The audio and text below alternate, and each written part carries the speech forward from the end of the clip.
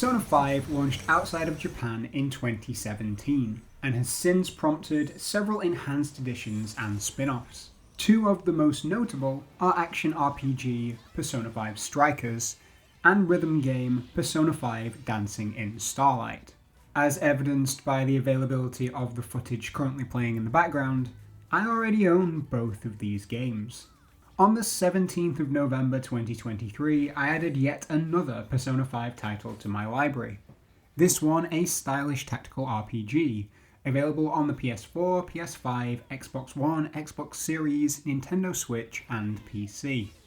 For some context, Persona 5 is my current favourite game, and I also believe it's the best all-around turn-based JRPG of the past decade. But I also count myself among the fans who are reaching their limit for tolerating spin-offs. For now at least, fandom trumps logic where Joker and the gang are concerned. This adventure focuses on the version of the Phantom Thieves from Persona 5, with characters from Persona 5 Royal appearing as DLC. It begins with the gang in their usual hangout spot when a mysterious event occurs and transports them all to another world. It turns out that this world features an evil villain who's oppressing the locals, and everybody in the team, aside from Joker and Mona, are caught under her spell. The early plot sees you team up with Arena, the leader of a local rebellion, to rescue your friends. I won't go as far as to say that this story requires you to have played Persona 5, but a lot of the writing does call back upon those events, without really stopping to provide an on-ramp for new fans. There's also little in the way of character introductions, aside from Arena and another new character, Toshiro.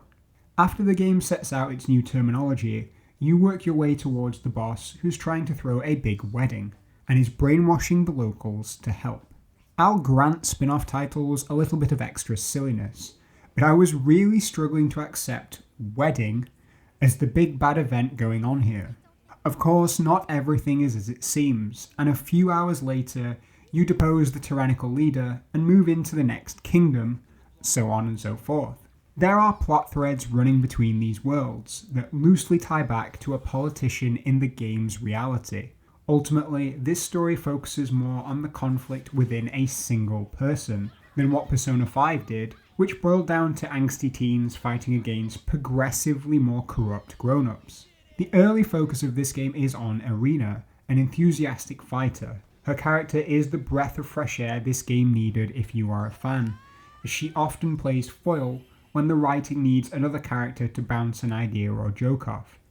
She's well utilised to this effect early on, and quickly integrates well with the existing team. Toshiro is designed to work in a similar way, but he's a complete contrast to our gang. That actually really helps, and this structure works well for both characters to carve out roles in this story.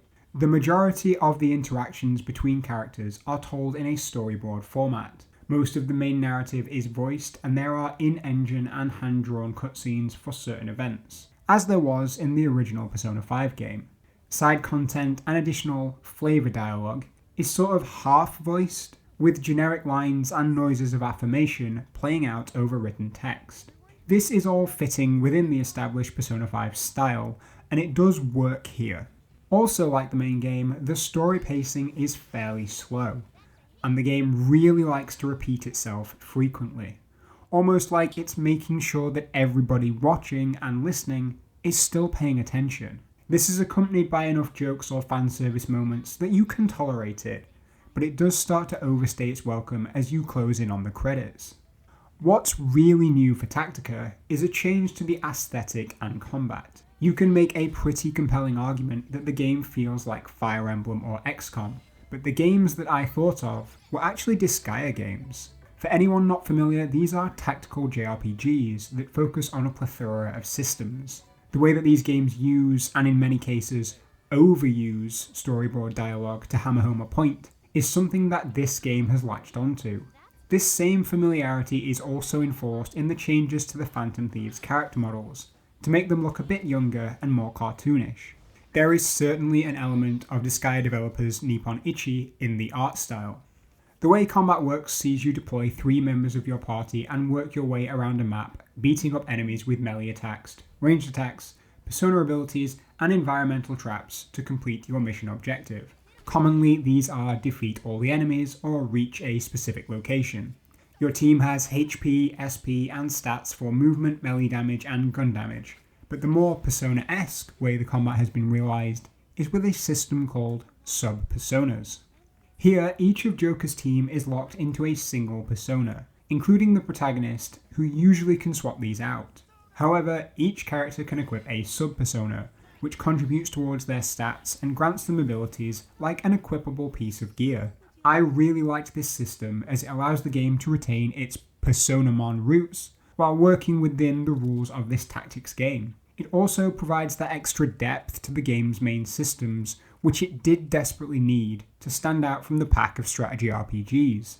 Later on in the game, you get another mechanic acting in a similar vein, and this allows you to turn personas into guns, which can deal elemental or status effects. These systems struck a good balance between being meaningful without allowing you to stat yourself past needing to use tactics at all. In general, combat is solid. It starts off with very basic concepts, like ranged and melee attacks, then slowly evolves into using things like cover, different levels of elevation, chaining together bonus attacks, and exploiting enemies who are forced out into the open. The main goal of all this is to give your team one more go per turn, which is often required to defeat enemies that tend to outnumber you. This system works quite well, and on the regular difficulty provides an adequate challenge without crushing those who are new to strategy games. One area that the game does feel quite lacking though is that there are only a handful of optional quests. These are usually harder than the main missions and challenge you to perform very specific tasks in a very specific order, or get you to perform a non-standard function, like transporting a box. These are exactly what side content should be in this type of game, and while nothing stood out as excellent, nothing stood out as poor either. There just doesn't feel like there's enough. My first run of the game took a little over 20 hours, and I threw another 20 hours into this in New Game Plus to try and knock out all of the achievements. With that said, I stand by my earlier comment that this feels a touch lacking in content, specifically endgame content. Once you've beaten the final boss, you don't unlock a series of new quests or really hard missions. You just create clear data and start the game again from the beginning with a few things carried over. There's no reload just before the final boss to help you grind or to give you access to those sort of high-level missions that it feels like this game needed to drag out the playtime. Progression is mostly based on the party's level, and every character shares a Phantom Thieves level and can be equipped with guns and sub-personas to affect stats. You get money and new personas from completing missions, and have access to the Velvet Room, which allows you to fuse and summon personas, as well as later on elemental guns. Between fights, you go to LeBlanc, where you can access all the usual menus, including the ability to rewatch cutscenes and retry any previously played mission, which lets you farm money, personas, or to finish any optional objectives. Technically speaking, this game ran fine, although it's quite clear that a lot of the animated cutscenes were designed with 1080p in mind, and look a touch stretched in 4K. The in-engine part of the game looks fine at this resolution, even if the graphics are closer to modern Switch graphics than modern PlayStation or Xbox graphics. This isn't a major problem, but it's certainly noticeable if you're playing at higher resolutions. Another thing worthy of note is that the default PC controls don't allow you to move the camera with your mouse. Instead, you use the arrow keys to move the camera and WAS and D for character movement. This isn't great if you're sat at a desktop and have a full mouse and keyboard set up, but when I switched to my laptop without a mouse, this played really well. I might not use my laptop for gaming a lot, but this title seems to have really well suited controls for that type of gaming. This is a Persona 5 spin-off and retains the same excellent sound and music that the original game had. Every track makes you feel like you're one of the coolest people alive just for being in its presence.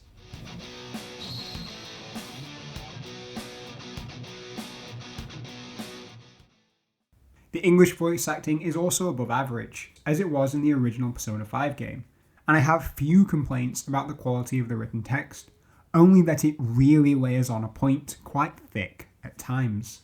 I guess what all this is leading up to is that Persona 5 Tactica is good.